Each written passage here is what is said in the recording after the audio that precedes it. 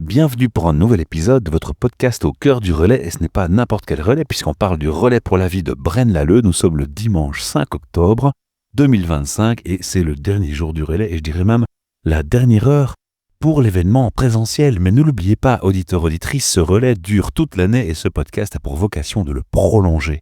Notamment, je vous rappelle qu'il y a dans le texte descriptif un lien et si vous êtes à l'hôpital en incapacité de vous déplacer, vous pouvez déposer votre témoignage sur votre parcours face au cancer et à la maladie via ce lien en vous enregistrant avec un smartphone. Vous écoutez jusqu'à ce que le résultat vous convienne, vous mettez votre email, vous me l'envoyez, je le reçois en privé d'abord, je filtre pour régler le son et améliorer la qualité auditive et je publie ça comme format podcast. Ce lien peut aussi servir pour remercier les intervenants que je reçois à mon micro, les encourager.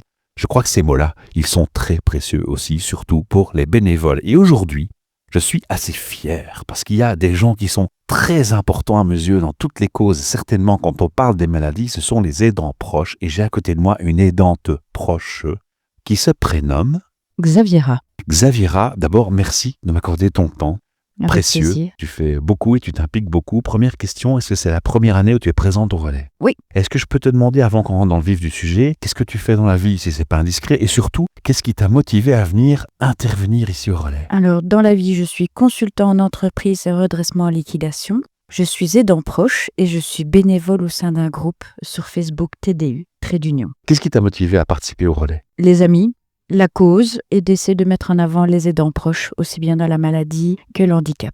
Est-ce que tu peux nous dire dans quel contexte tu es aidante proche ou c'est trop privé? Je peux le dire, ma maman est tétraplégique grabataire en soins palliatifs de confort depuis 2 ans. Aidante proche depuis 2 ans, quoi. Je suis aidant proche depuis 4 ans et ma maman a eu son accident il y a 43 ans. Donc j'ai 43 ans de métier dans le handicap et l'accompagnement de personnes handicapées. Oh, ok. On va avoir beaucoup de choses à se dire. Ce qu'on va faire, c'est qu'on va faire quelques points essentiels que j'ai préparés pour toi parce que je voulais vraiment aborder ces sujets. Il y a déjà beaucoup d'émotions en moi parce que je sens les tiennes aussi. Mais j'aurais certainement envie, si tu es d'accord, de te réinviter un jour pour faire un podcast beaucoup plus long. Avec Et plaisir. notamment de collaborer avec un autre podcast que je cite aujourd'hui, fièrement, qui est le podcast « Je pensais que j'étais la seule », qui laisse la parole aux femmes face à la maladie, face aussi au patriarcat dans la médecine, mais aussi qui permet aux femmes de déposer leur vécu. Et il y a plus de femmes que d'hommes qui sont aidantes proches. Pour la Belgique, les derniers chiffres mentionnent 85% de femmes aidantes proches par rapport aux hommes. C'est énorme. Justement, peux-tu d'abord nous décrire une journée type dans ton rôle d'aidante proche? C'est quoi une journée type quand on est aidante proche? Une journée type dans mon cas, je suis réveillée à 4h30 du matin pour veiller à ce que les médicaments, la température de la maison soit bonne et les médicaments prêts. Checker avec mes infirmiers qui arrivent entre 7h et 9h du matin si les médicaments sont en suffisance, si toute la partie hygiène et besoins personnels sont en quantité suffisante. Puis je m'occupe de ma fille que je conduis à l'école à 8h15. Tu es maman Je suis maman solo. et solo. Et solo. Et puis... La charge mentale, ça va? La charge mentale, Je vais pas m'écarter, je te laisse répondre encore, Ouais, mais non, c'est un clin d'œil parce que ça me touche. en fait, je suis en mode entreprise. Ma maison est devenue une mini-entreprise. Donc, je connais les horaires de tout le monde par cœur, les besoins et les attentes de tout le monde. En fait, j'ai un mode de fonctionnement depuis tellement d'années en tant qu'aidant proche, parce que ma maman est handicapée depuis que j'ai l'âge de 7 ans et demi. Donc tu as mis en place des rituels. J'ai des rituels. Wow. Ici, pour être bénévole ici, j'ai mis en place ma fille, 13 ans, qui s'occupe de sa grand-mère. Respect. J'ai pas d'autre mot que le respect. Alors continue ta journée. De 9h jusqu'à 10h, on va faire les papiers administratifs, moi me poser, prendre mon petit café, aller à la pharmacie, aller faire les courses, préparer le repas de midi de ma maman, et puis d'entrer en action parce que là, j'ai la totale. Hein. Je suis face à des administrateurs qui se permettent de me dire comment je dois vivre, ce que je dois faire, qui gèrent mon budget. Ma maman a été placée sous administration à la suite du confinement et du Covid. J'ai signé le contrat avec un diable. C'est irréversible. Si, je suis têtue et c'est pour ça que je dis les podcasts. Je vais aller dénoncer face à quoi on est. Face à la loi, face à des juges. Mais qui a mis ça en place? Je comprends J'ai pas. pas eu le choix de mettre ma maman sous administration pour pouvoir accéder à ses comptes, pour pouvoir payer 4 factures d'hôpital. 4 factures. Et comme je n'y arrivais pas parce que les banques bloquent, quand on est civil et pas avocat, les banques bloquent. Et à un moment donné, j'ai téléphoné au juge, j'ai dit, écoutez, donnez l'administration à un avocat, moi je travaille, ma journée fait que 8 heures et tout le monde fait des heures de bureau. Et téléphoner après journée au bureau, c'est pas possible. Donc j'ai demandé à un juge qu'un avocat reprenne le dossier de ma maman pour payer les factures. Ma maman n'est pas du tout, mais alors pas du tout inconsciente ni psychologiquement atteinte. On peut avoir des dialogues avec elle sans aucun problème. Sauf que moi, je suis face à une avocate qui a décrété que ma mère n'avait rien à dire. Donc, on dit à une femme de 81 ans qu'elle doit demander à un avocat, qui doit demander à un juge, pour acheter un t-shirt à 4,99 €. Voir si elle a le budget. C'est une femme qui a été chef d'entreprise, qui a géré sa propre entreprise. C'est surréaliste ce que tu me racontes là. Mais fou. c'est mon quotidien. Moi, je dis, vous pouvez venir mettre vos pieds dans mes chaussures à la maison, vivre ce que je vis au jour d'aujourd'hui, face à ma vie au quotidien de maman solo, face à ma vie d'aidant proche, mais face à la justice, à un administrateur, c'est lunaire. Et ils n'ont pas d'humanité? Aucune. Pas d'écoute? Aucune. Je suis choqué. Subvenir. C'est un rire nerveux. Hein. Je suis choqué, j'ai les larmes aux yeux, je me sens pas bien. Je trouve ça choquant. Je dois subvenir aux besoins de ma maman. Le tout, j'ai les courriers, j'ai tous les courriers. Je peux prouver tout ce que je dis par courrier. J'ai un avocat qui m'a dit, c'est votre merde, c'est pas la mienne. Par écrit. Par écrit. Par écrit, on m'a dit que c'était ma merde. On tremble. Bon, voilà, après j'ai mon après-midi, je fais le petit déjeuner, repas de midi, je fais le 4 heures de ma maman, je vais rechercher ma fille, je vérifie les devoirs de ma fille, je lance le repas, j'ai les infirmiers de nuit qui viennent pour les soins du soir, je reste avec ma maman, je check un petit morceau de chocolat, la TV, je me couche à 1h30 du matin. Et ça tous les jours? Depuis 4 ans. J'ai perdu de sommeil. Je n'ai que 3 heures de sommeil par jour depuis 4 ans. Il y a une de mes questions qui va être une question de merde. Hein. J'allais te demander qu'est-ce que tu fais pour ta santé, mais là je crois que c'est même pas la peine de le demander. Ici, j'ai passé un bilan sanguin. Je ne sais pas aller chez mon médecin parce que je sais que je dois aller passer des tests cardiaques et je n'ai pas le temps si le médecin est en retard. Tu sais, si je mets une métaphore à ce que tu es en train de me raconter, j'ai l'impression que tu es une guerrière et que la guerrière, si elle tombe les genoux sur terre, elle sait plus de rien défendre. Mais un aidant proche, que ce soit dans la maladie ou dans le handicap, c'est normal quand ça sort de l'hôpital. Quand la personne a aidé le bénéficiaire, comme on l'appelle, c'est normal qu'il revienne dans la famille. Pourquoi? Pour son bien-être, Oh, nous, ça, on est d'accord. pour son épanouissement, pour être soigné. Si à un moment donné, tu ne mets pas une limite pour te protéger un minimum, tu ne risques pas de t'écrouler. C'est ça la formulation que j'aurais dû prendre. Ici, les médecins, parce que j'ai une équipe autour de moi, que j'ai créée moi-même, infirmières, kinés, médecins, tous les CV sont checkés, tous leurs Mais ils curés. peuvent prendre le relais pour te libérer un Non. peu de temps, que tu puisses pas faire un Ça examen n'existe pas en Belgique. correctement Ça ou- n'existe pas en Belgique. Tout est payant. Et ça, c'est une des questions que j'allais te poser, c'est le coût de tout ça. Ah, c'est payant. Parce qu'il y a une partie qui est remboursée par la mutuelle, mais quoi?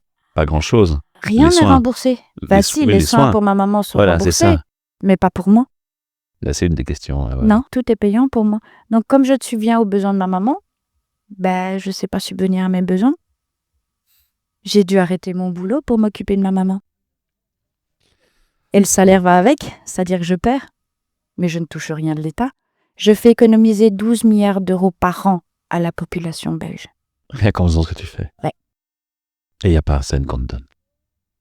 On me tape une petite tape sur l'épaule et on me dit merci. C'est une réalité qui t'est propre ou tu entends ça souvent autour de toi en tant qu'aidant proche? Je l'entends partout.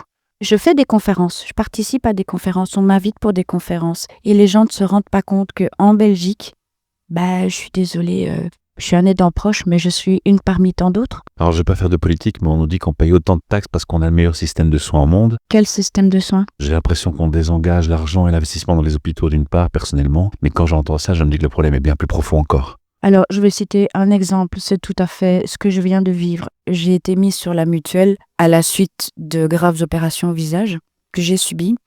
J'ai été convoquée à la mutuelle et j'ai le médecin, c'est du véridique, qui m'a très gentiment dit « Madame, vous êtes apte au travail ?» Je dis « Je fais quoi de ma maman qui est à la maison, grabataire, soins palliatifs, tétraplégique ?»« Ah vous avez qu'à vous en débarrasser. » Voilà, médecin qui vient chez moi, qui me donne ce genre de remarques, et je l'ai un peu en travers de la gorge. Il y a cette d'inhumanité dans ce que j'entends et ça me choque. Parce que ici, ça veut dire que quand je vais rentrer chez moi, alors je dis les soins de santé en Belgique, les meilleurs de l'année. Waouh! Il n'y a pas de maison adaptée à ma maman. T'as cherché, t'as pas trouvé. Je vais pas les mettre dans la couloir de la mort pour le plaisir de qui? Pour faire économiser quoi? Pour qu'un administrateur vende les biens de ma maman et la mette en maison de repos et que j'en perde la main dessus. Alors la main, c'est pas pour escroquer ma maman, mais ma maman a le droit de vivre en famille. Elle a le droit de voir ses petits-enfants. Elle a le droit d'avoir des bons repas, de vrais repas. J'ai rien contre les maisons de repos, Ah bon, la dernière actualité qu'il y a eu dans les maisons de repos avec le syndrome steak Ne te rassure pas. donne pas envie. Ouais. Alors, là, tu m'as secoué. Je crois que tu le vois. Ouais. Je suis quelqu'un avec beaucoup d'empathie, donc j'ai énormément de mal. On va prendre le temps. Il y a aussi des côtés positifs, j'espère, j'ose imaginer. Quelles sont les plus grandes joies ou satisfactions que tu retires dans le rôle des dents de proche? Parce que tu dois en tirer quand même quelque chose qui te fait du bien un peu, non? Mais j'ai quelqu'un qui a beaucoup d'humour. Donc, Ok. quand on me convoque au tribunal, je dis écoutez, vous venez avec vos lois, moi je viens avec mon compte en banque. Ouais. Chacun sa merde. Mais je ne me gêne pas. J'ai déjà plusieurs fois un juge qui m'a dit écoutez, je vais vous mettre un outrage à magistrat. J'ai dit, vous savez, je peux être grossière. On ne pourra pas me faire un deuxième truc au stade où on en est. C'est assez réaliste. On fera un bip pour les enfants sur cette phrase. Voilà. mais je remets tout le monde à sa place. Un ministre, un échevin, un homme politique. Je rappelle les rôles. Vous êtes mes employés. C'est pas l'inverse. Si j'ai envie de vous dire que vous merdez profond. Et être aidant proche, c'est pas que réservé qu'à une couche sociale, c'est tout le monde. Vous êtes aidant proche dès l'instant où il y a quelqu'un qui vous demande quelque chose, que ce soit votre voisin, que ce soit votre maman, que ce soit votre papa, votre conjoint, votre enfant, vous devenez aidant proche, mais sans... Moi, quand on m'a dit que j'étais aidant proche il y a 4 ans, j'ai l'impression que vous venez de dire que j'étais alcoolique anonyme. Je n'y ai pas, quoi. Je savais pas. Ouais, Et c'est puis, ça. j'ai pris conscience, mais j'ai beaucoup d'humour, donc je peux aller faire des conférences. Il y a très quelqu'un de vous faire pleurer, mais de l'autre côté de vous faire rire, parce que je garde mon humour.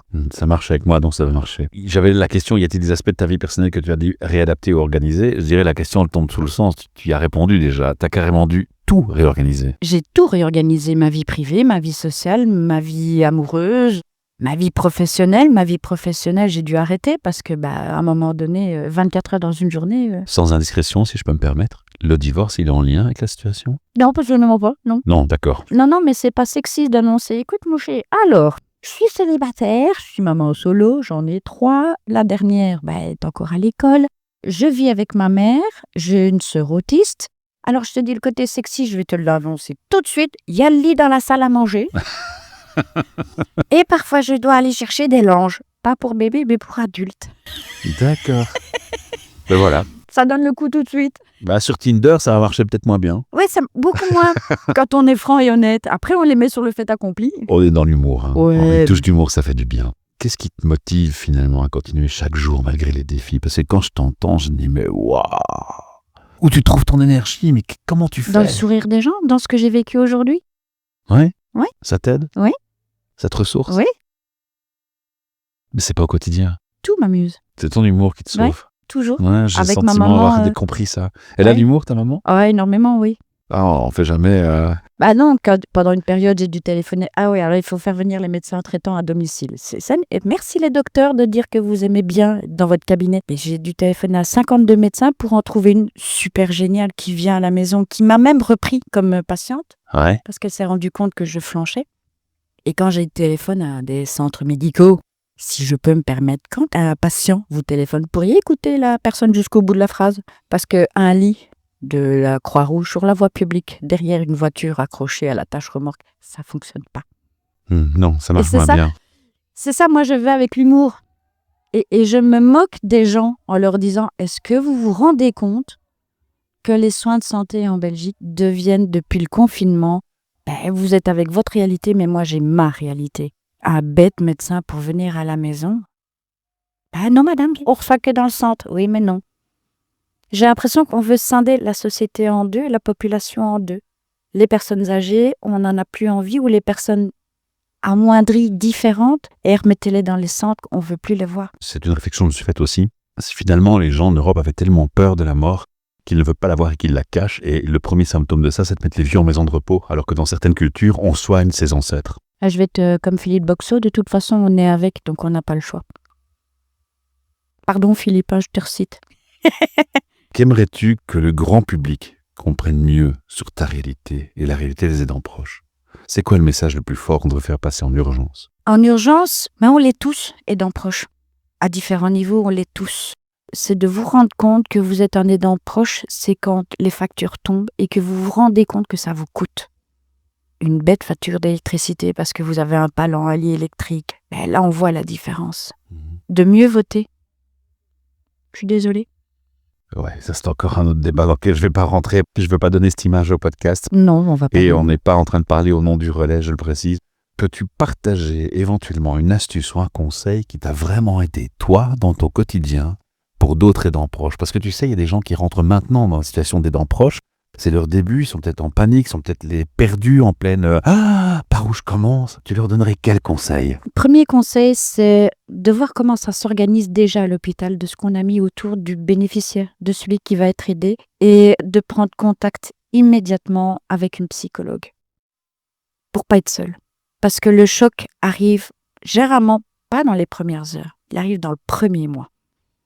Et d'avoir directement des psychologues qui vous accompagnent. Alors justement, il nous a parlé de ta difficulté de prendre soin de toi physiquement et mentalement. Comment tu te sens? Je suis autonome. Je suis fatiguée, mais j'avance.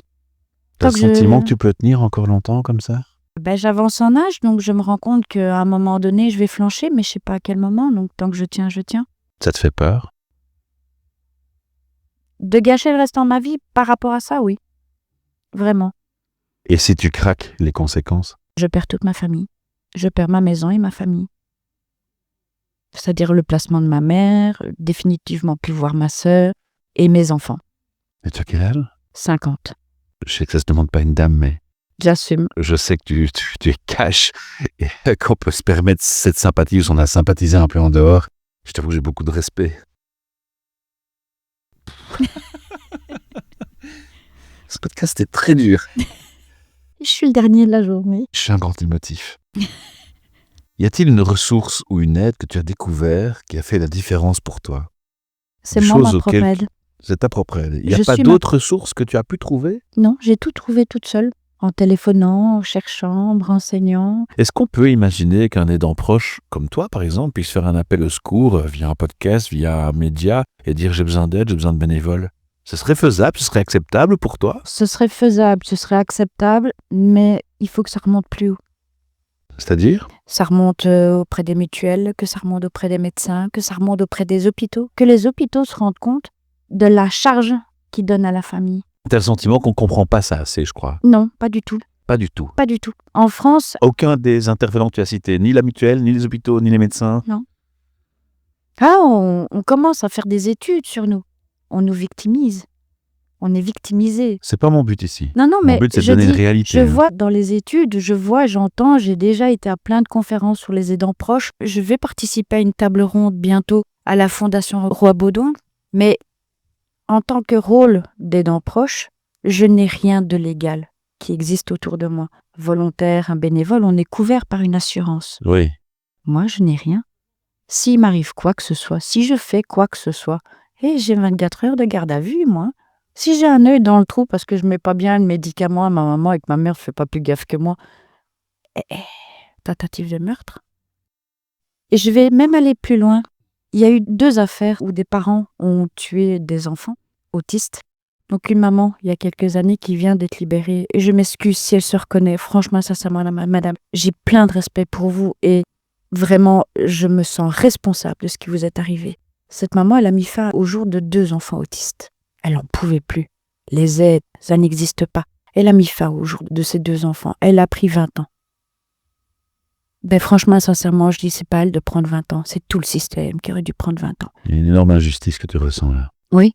Et ici, il y a peu de temps, c'est un médecin à Beaufailly. Je suis désolée encore. Franchement, sincèrement, parce que on est responsable de ce qui s'est passé. A mis fin au jour de son fils. 16 ans. Une personne différente, une personne malade, une personne handicapée. La maladie, comme l'handicap, fait que vous avez une aigreur par rapport à certaines choses, des revendications par rapport à votre état. Vous allez devenir peut-être plus plaignant. Et je ne peux pas vous en vouloir. Vous êtes défaillant sur quelque chose de votre maladie, de votre handicap, de votre différence. Et vous allez devenir peut-être plus rancunier par rapport à la vie. De dire c'est pas juste. Un enfant autiste, il y a une mouche qui passe. Vous envoyez la mouche. L'autiste, lundi, mardi, mercredi, jeudi, vendredi. 7 jours sur 7. Toute la semaine. Tout le mois. Cette mouche, si elle l'emmerde, il va piquer des crises. Et il n'y a pas de stop. C'est les nerfs qui vont monter de les dents. Les nerfs vont monter. À un moment donné, vos nerfs sont tellement mis à rude épreuve face à la maladie, face à l'handicap. On devient psychologue, on devient administratif, on devient chef cuisinier, on devient aide ménagère, on devient aide familiale. On prend tous les rôles et en plus, on doit nous s'oublier. Alors le côté psychologique de la différence, de la maladie, de l'handicap, on doit absorber le mal-être de l'autre. Et que ce soit la maladie ou l'handicap, c'est très dur. Et face à ces deux parents, je suis profondément désolée pour eux d'être de cette société, de les avoir abandonnés et de ne pas leur avoir fourni l'aide dont ils avaient besoin. Et je trouve que le système de santé en Belgique, on dit ouais, c'est le meilleur, oui, mais quand on le vit, il n'est pas bon. Parce qu'il n'y a pas que le malade, il y a les dents. Et les dents doivent pouvoir reprendre de l'air. Mais comme on le disait, s'il s'écroule, il n'y a personne qui aide. Non, 4 ans sans vacances, 4 ans. 4 ans sans partir à l'étranger, 4 ans. Je connais bien. Je suis partie cette année 4 jours dans ma famille dans le sud de la France, en laissant la responsabilité à mon fils, qui a 21 ans, mais en me disant j'ai été prendre une bouée d'oxygène. Ça m'a fait du bien, mais ça m'a culpabilisée parce que je me suis dit, ouais, mais j'ai droit qu'à 4 jours. J'ai pu m'accorder 4 jours seulement en 4 ans. Et à la mutuelle, on me dit, ouais, de toute façon, il faut vous en débarrasser, vous êtes apte au travail. Mais je dis, madame, sur la semaine, on va voir petites heures, là. Ouais, je suis déjà, j'ai passé le au-delà des 72 heures en une semaine. En tant qu'aidant de proche. En tant qu'aidant proche. C'est fou, hein. C'est complètement fou. J'ai pas envie qu'on déprime tout le monde. Non, on va pas déprimer tout le monde. J'ai beaucoup d'humour, j'ai fait la licorne. Oui, c'est vrai, ça c'est un rôle qui te convenait bien aujourd'hui. Alors, quelle est la plus belle chose que la personne que tu aides, donc ta maman, t'ait dit ou montré qui t'a particulièrement touché sur toutes ces années? Elle est reconnaissante de la bataille que je mène. Elle est consciente. Oui, complètement. Et de voir que... C'est dur pour elle de voir aussi ce qui se passe? D'être infantilisée, oui. Mais aussi de voir ton statut, ta détresse, parce qu'elle le voit, non? Elle le voit au quotidien, oui. De se lever le matin, d'avoir la tête écrasée dans l'oreiller et qui se dit, je suis pas encore dormie, mais ça va aller, ça va aller. Oui, non, elle se rend bien compte que j'ai une organisation, que j'ai la tête toujours occupée à quelque chose. Mais elle est tout à fait reconnaissante, oui. Pour terminer sur une note d'espoir, j'ai du mal, hein? Si, il y en a. Oui, je sais, mais je te parle avec mon cœur ouvert, je peux pas faire autrement, je suis quelqu'un d'authentique. Pour terminer sur une note d'espoir, quel message aimerais-tu adresser aux autres aidants proches qui écoutent ce podcast? Demain est un autre jour, on y arrivera. On commence à faire bouger les choses, donc on n'est pas seul, il faut juste se retrouver les uns avec les autres. J'espère humblement que ce podcast, ma capsule et ma parole vont participer et aider. Ouais. Attends, je fais une pause. Je suis désolé. Heureusement que je suis la dernière, donc ça va. Merci. De rien. Pour ce témoignage retournant. Émouvant. Émouvant, qui fait mal, qui ouvre les yeux, qui est réaliste, qui réveille aussi. Et j'espère qu'il ne restera pas négatif dans l'esprit des gens, parce que c'est peut-être une occasion de prendre de l'énergie, de se dire j'ai envie de changer ça. Oui, c'est mon but. Je vais être bénévole, je vais bouger, oui. Je vais m'impliquer. Comment est-ce qu'on peut t'aider? Qu'est-ce qu'on pourrait faire qui pourrait t'aider? Je vois pas. J'ai toujours été très autonome. Porter la parole des aidants proches? Oui, porter la parole, oui. Et la preuve, c'est que j'arrive à m'organiser en disant j'ai même encore le temps à donner à d'autres. Il y a une interview ici dans mon Podibuzz, t'imagines? J'ai encore le temps. Je peux encore m'accorder du temps. Mais je m'accorde du temps parce que même si ma maman est âgée, j'ai encore une sœur autiste. Je vais encore être confrontée à ça. Mais c'est ma réalité. J'ai toujours grandi là-dedans, en fait. On me donne un titre en me disant c'est comme les alcooliques anonymes quand on arrive à la réunion. Ouais. Vous êtes alcoolique anonyme. Je suis aidant proche. Mais j'ai envie, c'est pas pour moi que je me bats. C'est pas pour moi que j'essaie de faire changer les choses. C'est pour les autres, pour l'avenir, pour les nouveaux aidants proches quand ils sortent de l'hôpital. Vous savez qu'en France, un aidant proche touche 60 € par jour, 1 937 € par mois. En Belgique, j'ai le droit à une tape. Un aidant proche en France, il a même le droit de partir en week-end de thalassothérapie et c'est l'hôpital qui se déplace à la maison pour s'occuper du bénéficiaire, comme on l'appelle. Mais là, par exemple, on pourrait s'inspirer de la France. Quand on fait économiser 12 milliards, ça va être compliqué de faire la même chose que la France. Tu gardes ton sens d'humour jusqu'au bout.